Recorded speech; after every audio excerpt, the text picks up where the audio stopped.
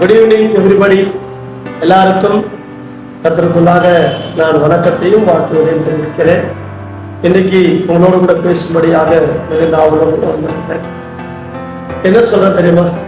எல்லாரும் நல்லவங்க, சமாதானமா இருங்க. வேத புஸ்தகத்துல கொலோசியர் 3:15 தான் சொல்லப்பட்டது. தேவ சமாதானம் உங்கள் இருதயங்களை ஆள கடவுள்.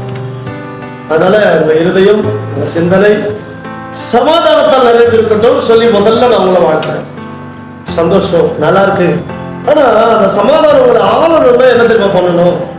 தயவு செய்து யாரையும் மனசு நீங்க கஷ்டப்படுத்தாது.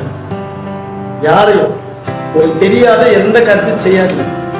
யாரையும் குற்றப்படுத்த. மத்தேயு 7:1 சொல்லப்பட்டிருக்கு, ஒருவனையும் குற்றவாளிகளாய் தீர்க்காது இருங்கள்.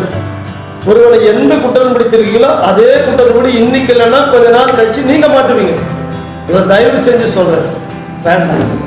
நிறைய பேர் பட்டுன்னா இருக்கிற அனுபவம், ஆனாலும் திருந்துற மாதிரி இல்லை. எனக்கு அன்பானவர்களே, என்ன அன்னைக்கு இந்த வார்த்தையை பேசுறதுக்கு ஆண்டவர் உணர்த்துறார் என்று சொன்னால் நான் பல வழிகளில் கடந்து வந்திருக்கிறேன். அதனால சொல்றேன், சமாதானமா இருப்பதற்கான வழி சொல்றேன். ஆண்டவர் அருமையா ஒரு வார்த்தை சொன்னார். ஏசாயா 48 அதனுடைய 17-18 என் கற்பனைகளை கவனித்தால் அது நலமாயிரும்.